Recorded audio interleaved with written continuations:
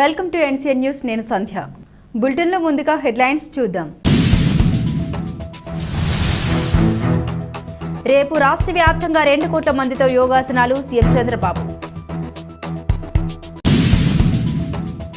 యోగా భారతీయ వారసత్వ సంపద అని ప్రజల జీవన ప్రమాణాన్ని మెరుగుపరిచేందుకు గాను ప్రతి ఒక్కరి జీవితంలో యోగాను భాగస్వామ్యం చేయాలని రాష్ట్ర ప్రభుత్వం సంకల్పించిందని ముఖ్యమంత్రి నారా చంద్రబాబు నాయుడు తెలిపారు. రేపు విశాఖపట్నంలో నిర్వహించనున్న యోగాంధ్ర కార్యక్రమంపై ఆయన సమీక్ష నిర్వహించారు. అనంతరం సచివాలయంలో ఏర్పాటు చేసిన మీడియా సమావేశంలో సీఎం చంద్రబాబు మాట్లాడుతూ యోగాంధ్ర కార్యక్రమాన్ని ఒక ఉద్యమ స్ఫూర్తితో చేపడుతున్నట్లు వెల్లడించారు. ప్రజల ఆరోగ్యం కోసం యోగాకు విస్తృత ప్రచారం కల్పించాలన్నదే ప్రభుత్వ లక్ష్యమని తెలిపారు. ఇందులో భాగంగా రాష్ట్ర వ్యాప్తంగా ఆన్లైన్, ఆఫ్లైన్ పద్ధతుల్లో శిక్షణ కార్యక్రమాలు నిర్వహిస్తామని తెలియజేశారు.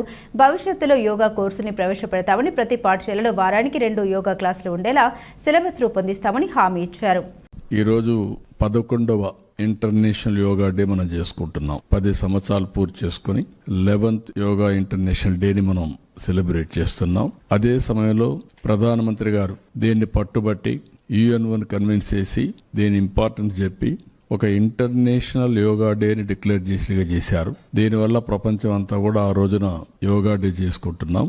That is the biggest achievement. దాని మీద ఈరోజు అటు కేంద్రం కానీ ఇటు మనందరం కూడా ఆలోచించుకోవాల్సింది, ఇది డే టు డే లైఫ్లో భాగం కావాలి. మన లైఫ్ స్టైల్స్లో మనం ఇంటిగ్రేట్ చేసుకునే పరిస్థితి రావాలి. ఈరోజు ఫిట్నెస్ ఇవన్నీ మాట్లాడుతున్నాం. ఇది వారసత్వంగా మనకు వచ్చిన సంపద. ఈ వారసత్వంగా వచ్చినటువంటి ఈ యోగాని మన జీవన ప్రమాణాల్లో గాని మన జీవితంలో భాగంగా చేసుకుంటే చాలా వరకు హెల్త్ ఇంప్రూవ్ అవుతుంది. ప్రివెంటివ్ హెల్త్ కి ఇది మెయిన్ స్ట్రాటజీ. ఏదో ఆరోగ్యం బాగాలేనప్పుడు హాస్పిటల్కి వెళ్ళడం, అక్కడి నుంచి ఫార్మాస్యూటికల్ మెడిసిన్స్ తినడం, ఇంకా ప్రాబ్లమ్స్ వస్తే ఆపరేషన్లు చేసుకోవడం. దీనివల్ల ఆపరేషన్ చేసుకున్న బాడీస్ మనం హార్ట్ కావచ్చు, ఏదైనా కావచ్చు, డ్యామేజ్ అవుతుంది.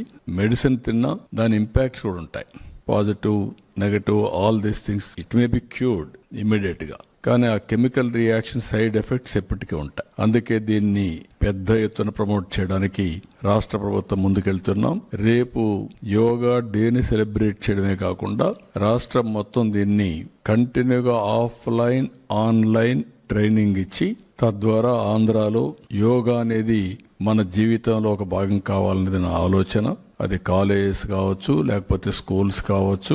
9th క్లాస్ నుంచి పిల్లల్లో గాని ప్రతిరోజు ఒక 10 నిమిషాలు మెడిటేషన్ చేసి కాన్సంట్రేషన్ పవర్ పెంచుకోగలిగితే వండర్స్ చేసే అవకాశం ఉంటుంది. అదే మరి ప్రశాంతంగా కూడా ఉంటాయి. దీన్ని ఏ విధంగా తీసుకుపోవాలనో ఇవన్నీ అనుభవాలు చూసిన తర్వాత భవిష్యత్తులో ఆఫ్లైన్, ఆన్లైన్ ట్రైనింగ్ కూడా ఇస్తాం. అదే మరి కోర్సెస్ కూడా కండక్ట్ చేస్తాం. దీన్ని లాజికల్ గా తీసుకుపోయే వరకు దీని మీద శ్రద్ధ పెడతాం.